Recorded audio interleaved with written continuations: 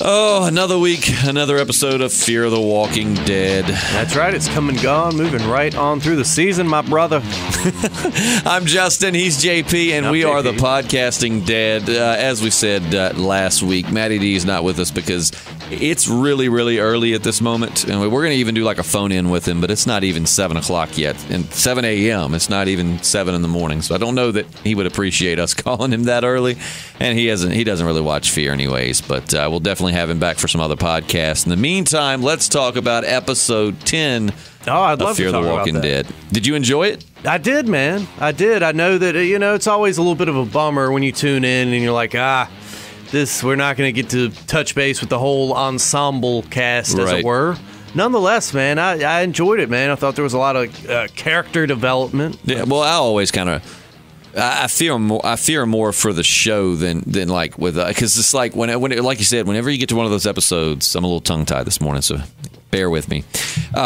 Whenever you do get to those episodes where it's just focused on like one or two characters and it's apart from everyone else, and I do kind of I prepare myself because people are going to be like, this episode sucked. Yeah, but I thought it was a good episode. I mean, it had some lulls, but at the same time, it was a very like kind of into the psyche of Alicia, and it was a very tense episode too, man. That little girl's a pretty good actress. She is, man. It really reminded me of like a 50s or a 60s like horror movie. Maybe even like a Hitchcock movie where just it's like you said, more like introspective, and I mean the threat is more from within than the outer threat. Yeah, it's a good observation. I have a good observation every now and then. Yeah, it's a good observation. Yeah, absolutely. It definitely had it's kind of like I can't remember which episode it was number-wise, but it's kind of like that episode of The Walking Dead last season where they had like used the bloodied up weapons in their attack. The Saviors did, and then like you were watching the clock, and then people just started waking up.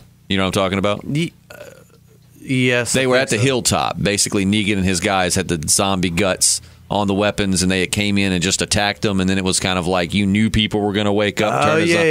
That kind of had an old horror movie feel to it, too, and I love it when they do have those episodes that are kind of, Yeah, I mean, it was a lot kind of like you think about it like Night of the Living Dead, the original, where, I mean, you got all the zombies bombarding the farmhouse, but...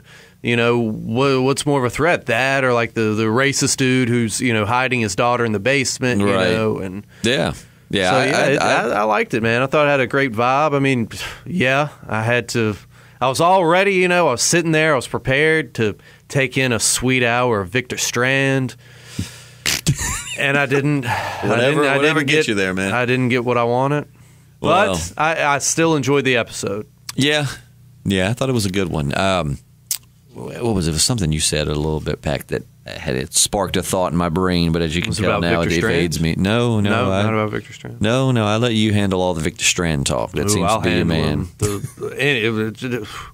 Yeah, about this episode, man. Like, just Alicia. I mean, she's in a dark place, and not just because there's no lights on in the house, Yeah, I really like the storm, man. The storm is at the last, couple episodes. The storm has been really cool. I feel like it's a cool backdrop to kind of just further throw in even more danger, and it's such a, it's such a dreary feeling when you have especially a storm like that. I mean, this was like a hurricane. It's pulling bodies off the street. It's a whopper, that's for sure.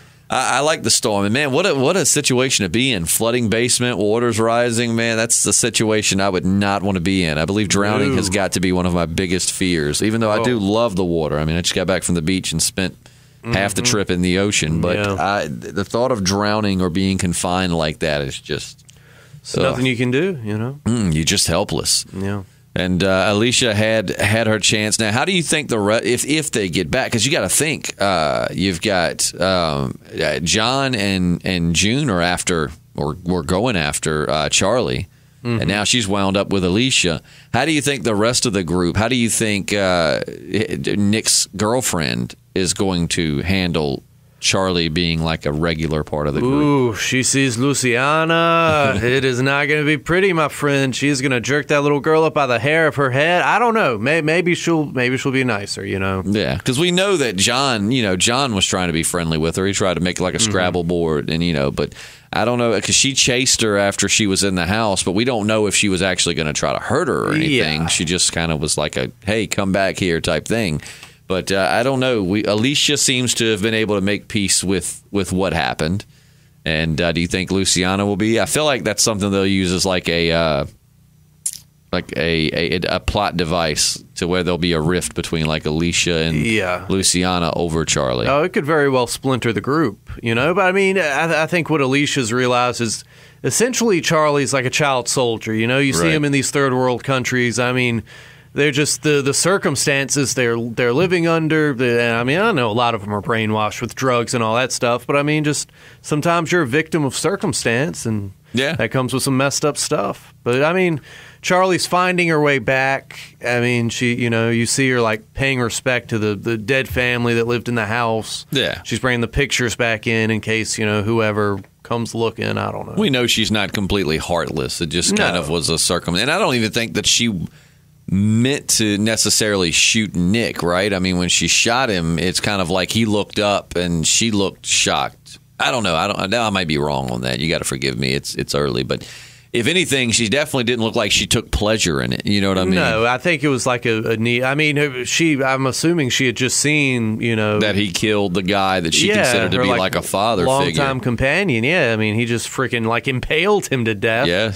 So yeah, I mean, she shot her dude. I mean, And then, like I said, I feel like it's one of those things where she regretted. So I take back earlier. I think she knew it was him, but she definitely seemed to regret it. It wasn't something. It's just something she did, and it's like instant regret. Like, oh crap, what did I do? Type thing. I think she definitely loved Nick, but I mean, when you've been on the road with somebody else for so long, and I mean, she was with that guy before Nick. Mm-hmm. So Nick was so nice to her. He was, man. He was, but he's dead now. He ain't nice to nobody. Put a bunch of like stuff in the ground. I don't know. Yeah, I like Nick. Nick was one of my favorites. I thought he was one of the most interesting characters on this show. I really liked Madison as well, but Nick was just such an interesting character. And then I've seen some of our listeners commenting. I didn't care about Nick or Madison. They could have died. Season 2 would have been fine with me.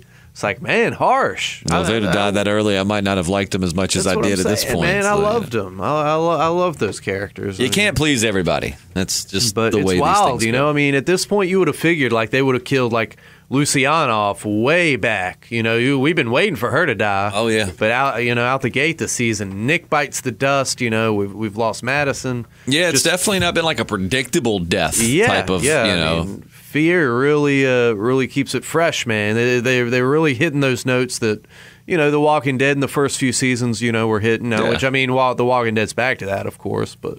Yeah, well, and it's like, of course, you'll have your few people that are like, I knew Madison was dead, but it's like, I liked how they kind of kept you on the edge of like, well, maybe she went away, or maybe they think she's dead, or we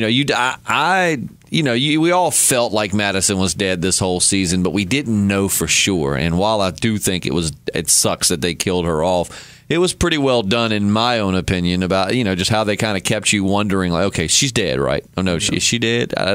Maybe she left. Maybe she joined the scavengers. Maybe she's hurt somewhere. All we knew was that they wanted to destroy the vultures. Yeah, I thought maybe I call them the scavengers. I mean the vultures. Yeah. I'm sure I've done that too. But yeah, I thought maybe it was some kind of like hostage exchange. Maybe right. I don't know. But Alicia's dealing with that. She's not in a good place. That's for sure. When you can't even look at like family photos in a house of strangers. I mean it's a weird place to be in. I thought that little Charlie's acting was pretty good. Like, I'm not going to say she's like, I mean, I'm sure someone will pick her apart her acting, but I mean, she's a kid. I mean, she's just kind of, who knows how good of an actress she'll be when she gets older. But I thought her scene, when she was telling Alicia to shoot her, I thought that was a pretty intense and like hit me in the gut scene, man. I thought that was very well acted and very well done. Like, it was and then like her flashbacks to Nick and Madison while she had the gun to Charlie's head. I like that scene. That was a good in your feelings scene, I thought. Oh yeah, and we finally got some background, some history on Charlie. You know, she basically watched her parents turn. From what I gathered, you know, I feel like I'm accurate on this. I usually like to watch it once for enjoyment and then watch again for analysis. I wish we had time to do that every week. It would be great to be able to watch it twice. Yeah, but you know, I was out of town this weekend and all this kind of stuff. But so I didn't get to do my second viewing. Nonetheless, it was, you know, it was nice to get some backdrop on Charlie. Nice and through a little meditation, she was able to see her parents again. She was, man. She was. You know, Alicia's kind of coming to grips with what happened and learning to open her heart and forgive. And it was great to hear Charlie say, you know, I can see your mom in you. You know, I see the Madison, you know, that upbringing coming out in you.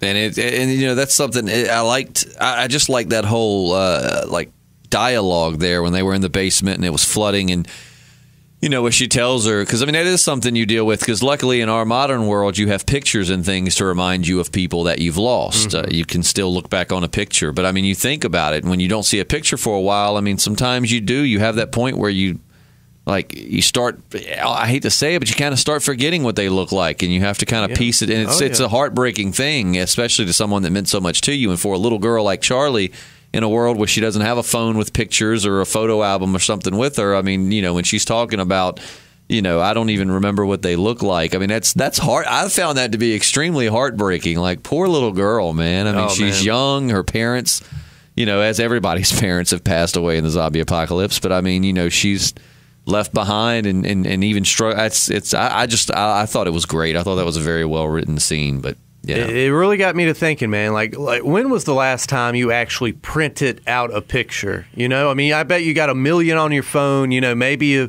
you save them in the cloud or download them on your laptop. But say there was something that just wiped the grid. There's probably a better term for that. How many, like, tangible photos would you have? A lot. Your argument is very valid. And I feel like for anybody else, you're still printing. I have the Walgreens app on my phone, and I'd say at least once every week or every other week, I at least print a few photos, because they're like a couple of cents a piece. I haven't printed a photo off in years, man, in years. It's something about a photo I like. I think what really got it was way back in the day. Do you remember 6 Feet Under? I do, yeah. All right, spoilers if you've. I mean, that show's been off for like ever, like but a decade. You know, if you do plan to get to it, here's a little bit of spoiler. But when Claire is old and she's laying there dying, she's got all those photos on the wall, like going back. I think that is the moment in my life where I started realizing the importance of like a hard copy of a photo, because you can lose your phone and all those photos are gone. I've got pictures. I got that when we were at the Speedway. You know, you, myself, and my buddy James. I've got a picture of that printed out. And that's great, man. If you go into my man cave, I got them posted all over the air duct. I got like hundreds of photos. Like, I mean, I try to back them up, but like I was saying, you know, I never think of the idea of just, you know, electronic, you know, like a solar storm. You know? That could completely wipe out, you know, life like as we know it electronically. Or something, man. All year, like the Russians EMP us, and bam. I mean, I just have always valued the like a physical copy of a picture. So yeah, I do. I still print out. I've got probably 1 million of my dog. Well, you look. We got to focus on what's important here. But yeah, man. So next time you come to the man cave, I'll have to show you my air duct. It's covered. It's not finished, but it's got a lot of pictures on there. But that's a beautiful thing. But yeah, so I don't know, man. I really, really like this episode. I definitely ain't gonna be like, oh, it's the best of the season, but to be a like 2-person episode. Yeah. Honestly, man, I wasn't sure what I was going to walk into. I wasn't sure if you're going to be like, man, another freaking Beth and Daryl in the cabin episode. I definitely didn't feel like this was. Now, if we had 2 or 3 more episodes of just them with no development whatsoever on the situation, then I would say, all right. But no, I found Alicia and Charlie to be way more interesting than Beth and Daryl. I mean, at the time, Daryl was an interesting character, but he was starting on that downhill slope to just becoming the man who grunts. And Beth was probably one of the least interesting characters on the show, you know, just due to the fact that you really didn't get much screen time with her other than her singing, which I was just like, we get it. She sings, Jesus. But and then you put them together for an entire episode. But, I mean, Alicia is one of the main characters, you know, of this show. And, you know, Charlie and her have a the Beth and Daryl thing was nothing. I mean, this was tense. I mean, this is the girl that, you know, shot down her brother in cold blood. And, Oh man, it was great. Just I don't know what the title for this episode was. We used to be good about that, man. It had to have been like the walker in the tree, right? Because that walker in the tree tied everything together. Yep, he saved them. Yeah, Alicia might have never known Charlie was upstairs if she hadn't heard him up there rattling around on the tree branch, and Charlie just about feeding herself to him. Yeah. How'd you like that? I mean, geez, like, don't do it, Charlie. Oh my gosh! I mean, I think that's when Alicia was like, "All right, let me ease up a little bit. Let me ease up." Well, then you got what is it? Then she's like, "He saved us," and it's like, and then he immediately tried to eat you afterwards, but he did save you for a little bit. But that was tense, man. I mean, the cellar door being locked with a chain, and oh man, I'm sitting there the whole time though. She was trying to break out the glass or whatever, and then she pulled out a gun. I mean, if I couldn't break the glass, with something I had in my hand, I mean, I believe I'd at least try to shoot a bullet at it. Yeah, stands to reason. Which it was a small window. I don't know. I mean, Charlie probably could have fit out of it, but I mean, if nothing else, I mean, it's just a chance. That was my first thought when she started.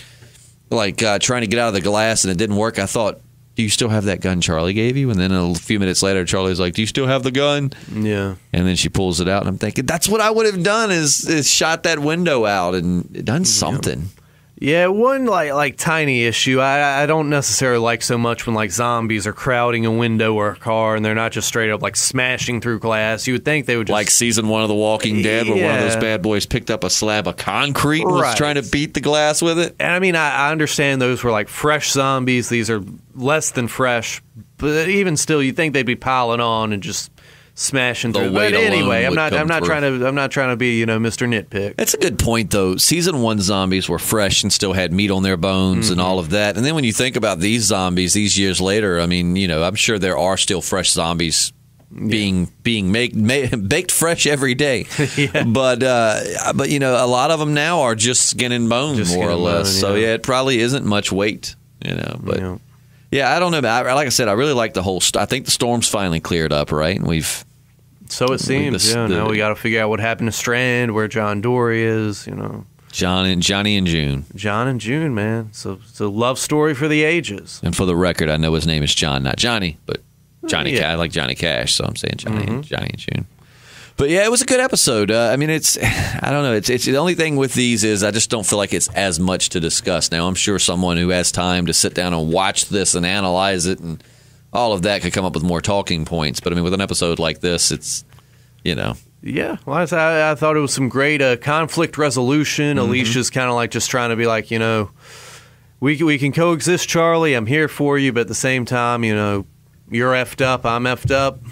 It's like who's not in the zombie apocalypse after seeing all of that? I mean, who's not screwed up? Yeah, it was great when they find the overturned bus and Alicia's just like because Luciana, Charlie wants to go like looking for everyone, and Alicia's just like, things don't get better, Charlie. Right. She's like, we have to save them, and it's like, hold on, wait a minute, you've been killing them not too long ago. Chill out. Just chill out. So, any theories on like where everyone's splintered off to, where everyone's going? We got what was it? Was it Strand is gone, right? I'm trying to think of what happened the episode before. Didn't Luciana come back and Strand was gone? Oh no, that was Alicia, wasn't it? Yeah. Okay, brain fart. Alicia left Morgan in the woods. Like they found what they found at that. The person they were trying to save at the sawmill or whatever it was dead. With that awesome zombie smashing log scene. So Alicia leaves Morgan in the woods and runs off, and they just kind of leave Strand and Luciana at the big house, right? Did they? I feel like the house was deserted at one point. Oh, jeez. Sorry, we really need to rewatch. It's normally I can watch more, and I will be able to going further into the season. But the last 2 weeks have it's been busy, man. It's been a haze. We're launching a new show on our radio station. We just started our football coverage, so it's just been a lot of work related distractions. We'll do our homework a little bit more thoroughly. And I have to tell my boss, be like, look, man. This paying job is getting in the way of my podcast, and I won't stand for it. But yeah, I don't know, man. I don't know. I say that a lot, but I really don't. I hope Morgan's okay. I do.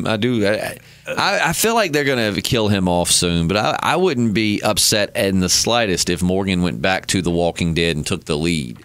Yeah, I could see it happening. Morgan's a character that I could follow. You know what I mean? Like we were talking a few podcasts back about like who's going to take Rick's role, and I know they said it's going to be divided between like Carol and Michonne and Rosita and all these other people. But I mean, you still kind of need that lead, and Maggie I think would be a good lead. I would follow her, but she's leaving and Rick's leaving, so I would love to see Morgan, and I would love to see Michonne if it was just Michonne, but I don't know. I would love to see Morgan come back into the fold. I still, even though, I mean, there's this trend where, like, once the character story is complete, you kill them off, and it's like, but I don't think it has to necessarily be complete. Some characters can stay on for a little longer. I would love to see Morgan back on The Walking Dead, back with the crew.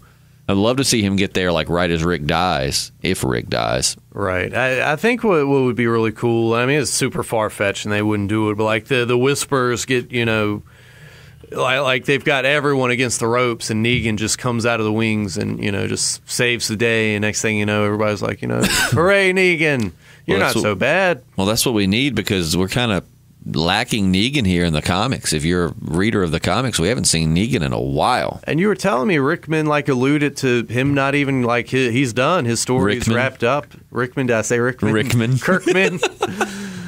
That Robert Rickman, let me tell you, he's my favorite comic writer. Yeah, maybe they'll do like a Rick spinoff where he gets superpowers and he's Rickman. Rickman. No, I was reading like the letters and just the way it seemed, the way he was talking, it doesn't look like he has any plans to bring Negan back at the moment. Kind of like his story's complete. He ditched his evil ways in the bat and he's off into the sunset. But I'm sorry for the spoilers too. Comic spoiler alert. But I mean that came out like a while back. I mean it's been. Gosh, I don't even know how many issues back because we haven't even seen Negan throughout the entire New World Order storyline, right? So I mean, it's been. We have like these trade paperback people who read those like how often they come out like 3 months at a time. Yeah, or something. No, it's like once a year or something. Well, the trade paperbacks. You're right because I collect I do the comics individually, but I also do the hard covers too to have in the collection. It's probably like longer than 3 months though, because 3 months would only be 3 issues, and they have like 6 issues in there. Yeah. So sorry for that. Bad. But yeah, it doesn't look like. So I need more Negan in the show to make up for the lack of Negan in the comic. And like you said, I would love kind of like remember the scene. All right, remember all the way back to pretty sure it was season 3. Where Daryl goes off with Merle, and Merle's kind of the bad guy at that point. You know, Daryl chooses his brother and leaves the group. And remember, the prison is under attack. That's when the governor shows up and they release all these zombies. I think that was when they ran through the gate with a truck and dropped off the zombies and stuff. And at the very end of the episode, Daryl and Merle come back and kind of save the day. Yeah, I would love to see something like that with Negan. You know what I mean? Like they're under attack or something, and then Negan just smacks somebody with a baseball bat. Yeah, that would be great. Another beautiful thing about the comic is, like I've kind of adjusted my reality to Carl being dead, and then you read the comic and you're like, oh, he's here. I forgot there's still a world that makes sense where, Carl is alive and well. A world where where Scott Gimple's not allowed to lay his grimy fingers on stuff, which I say that, but I mean, people still complain about it. I like this past season of The Walking Dead. I'm not going to say it didn't have any lulls in it, but I mean, I enjoyed the season. I like the back half really, really. Yeah, right. Yeah, the back half was definitely the best part of that season. Yeah, for sure. And then, I mean, it was just a lot of touching moments in that show, too. I mean, I love the speech Carl gives to Negan, when he's like, is this who you wanted to be? Yeah. And goes through that whole thing. And then I love, Negan's, we were having a moment, you little asshole. But I liked most of last season, though I know that's not the popular opinion. That's something, man, every time I go like to the comic shop or somewhere and I talk about The Walking Dead, that's all I hear are like the hipsters that are just like, I quit watching that show around season 3. It's just not good anymore. It's like, don't get me wrong. If you didn't like it and you dropped off of it, there's nothing wrong with that. But I'm saying some people are like proud of how much they hate The Walking Dead. It's like a badge of honor. Like, I hate The Walking Dead. Yeah. Give me a cookie. But yeah, Fear the Walking Dead. I'm digging this season. I know a lot of people really. I'd like to hear if there are some second opinions, because when Madison died, a lot of people were like, this show's stupid, I'm done. yada, yada, yada. I wonder, do you feel the same way now? Do you still just think the show sucks now that Madison's gone, or do you think that there's a chance it could still be okay? Because when Negan and Glenn when Abraham and Glenn died, or especially when Daryl got Glenn killed, even though I knew it was coming, I still was like, I'm done with this show. When they killed Herschel, I was like, I'm done with this show. I'm done. Screw this show. And then the next day, I was like, man, that was an awesome episode. To get you emotionally involved in it, I mean, that means they're doing something. But so what do you think? Do you still think that this show is, on the right track, or do you think it's starting to go the way of The Walking Dead, and as far as the way people look at it? Yeah, I mean, a lot of people say that Fear the Walking Dead really ended with season 3, and in a lot of ways I can understand that. It is in certain aspects a different show now. Well, they did say it was kind of like a soft reboot. Yeah, and I mean, I don't think that's necessarily a bad thing. I mean, it's kind of evolved, it's kind of transitioned. I mean, keeping it fresh, because the same thing would get boring after a while. Yeah, and I mean, I still, season 3 may still be like the best they've done to date. But I agree. I think season 3 of Fear the Walking Dead was just awesome, man. I just was first 2 seasons. I watched part of. What did we stopped halfway through the second season, right, when we were podcasting the first time? Yeah, right after they burned down the Mexican hacienda or whatever. And it's like. Up through that, I had been kind of having to force myself to watch it, and I was like, it's not awful, but I don't really love it. It's just not that exciting to me. And then season 3, man, I was watching that on Hulu trying to catch up for this season, and it was just like, oh man, play next. And then, I'm like, holy crap, it's midnight. I have to go to bed and get up and go to work in the morning, but I really want to know what happens next. So yeah, I loved season 3. I saw someone commented a while back and said they thought season 3 was awful. So it's just one of those to each their own type things. Different strokes for different folks. But yeah, so you know what we did not do? Shame on us. You know what we didn't do last episode? We didn't rate last episode. Oh yeah, we have been kind of slacking on that, haven't we? All right, put your hand under the table. Oh boy, oh boy, oh boy. On a scale of 1 to 5, throw your hands up, ready, and go. What are you doing? What 3.5. I kind of got adjusted. I was trying to do 3.5, and my finger didn't do right. I was trying to do this for the half, and I'm not very coordinated with my fingers. So yeah, 3.5. I give it 3.5. And keep in mind that's out of 5 stars. You know what I mean? That's it's a not healthy score. It's not like 3 out of 10 or something. But 1 to 5. I mean, it was a good episode. Was it a little? It was late at night, so yeah, I found myself yawning in a few places and kind of ready for bed. But nonetheless, like you said, great conflict resolution, great character development. Just a kind of good psychological episode, kind of getting in the minds of these two people. So I thought it was a good one. It wasn't the best by no means, probably not one of the strongest in the season, but a good episode nonetheless. How about your score? What was that? Oh, geez, what did I think I put up a 4. Okay. I think. Okay. I mean, that's probably being a little too generous, especially not having any Victor Strand, but even still. At the end of the episode, man, I was satisfied, and maybe it's because I was watching it while I was, at the beach. Yeah. So I was just in that kind of mindset. The beach always makes me happy. Like I'm always in a better mood when I'm at the beach. Yeah, man. I only spent a couple days there, but yeah, it's a nice place. And you didn't get sunburn on top of your head. I'm proud of you. No. Well, it is a little red up there, but no, I'm not in agony. So. The sides of my head because I cut, the sides of my hair are cut very low. And, that looks red. Yeah, I was going to say, I am, He's got a little red on the belly, but the top of his head's remained intact. When I went, the sides of my head got sunburned the very first day because I didn't think, the sides of my head are buzzed with a 0, so it's not much hair there to keep the sun away. So that's what I could look like in the zombie apocalypse. That's me, Oh, let's see a bummy JP. Oh, man, that's not bad. I mean, it's a white belly. The white belly hanging out. But this is JP on a beach. If you took out the houses, this definitely would be like a Fear the Walking Dead promo. There's just sand. It almost looks like you're in the desert. Maybe I'll send you that. That can be like the thumbnail for this podcast. just my belly, my sexy beach body. Send that to my email. I'll make sure to include it in the podcast. And also, if you've made it this far in the video, let me apologize for the quality of these videos. I know that normally we have pictures that cycle through from the episodes, but right now we're going to get some, I swear, but our video editing software is just on the fritz, and it keeps stretching these images. I don't know I think last week's Fear was fine, but then 2 other podcasts I put out, the image had been stretched and kind of looked like the ending of Avengers Infinity War, if you know what I mean. So this I don't know if this, if you're watching this and the picture's messed up and there's no rotating pictures, I do apologize, but we will get back to that ASAP.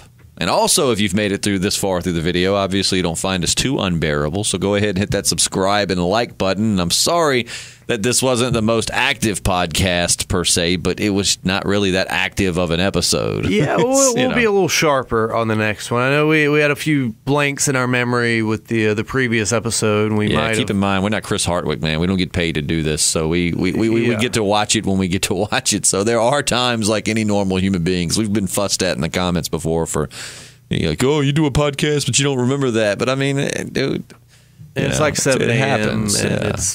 Normally, we're a lot sharper on stuff. It's just, that's one particular thing. So, forgive us. We'll do our homework a little bit more for the next podcast, and we'll try to avoid the comic spoilers as we get so excited. Sometimes we do throw them out there. Not to mention, too, that this is only like our second podcast back after several months off. It's true. We're getting back into the swing of it. We got some cool stuff coming up. We're going to be putting out a lot more content. Oh, yeah. We've got some really cool ideas for things that we want to do to improve this channel. Things that are not even necessarily Walking Dead related. Some of it will be Walking Dead-ish. Some of it not so much. Yeah, some comic podcasts, maybe some free-for-all type podcast where we just talk about. We even wrote it down. Like we wrote down a schedule, baby. That's right. We are getting structured up in here.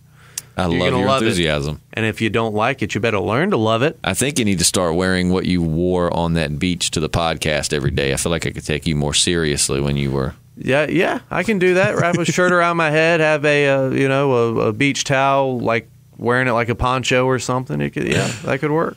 Oh, well, we will see you at the latest next week. Hopefully next Monday we'll be back on track. We're getting these out on Mondays instead of Tuesdays. It's just the last 2 weeks. What prevented us last week? What was going on with that? Oh, you didn't get a chance. You were working. Yeah, you didn't get a chance I to watch couldn't the watch the episode. That's right. I was a day and then late. You were at the beach. Short. JP, you're tearing this podcast apart, man. I know. I need you to start being at home on Sundays. No, but we're going to get it together. Hopefully we'll throw some stuff up this week. We'll see. We're working on some things. Yeah. So for the Fear the Walking Dead podcast, look for it next Monday. I'm Justin. Oh, and I'm JP. On the Podcasting Dead. Woo!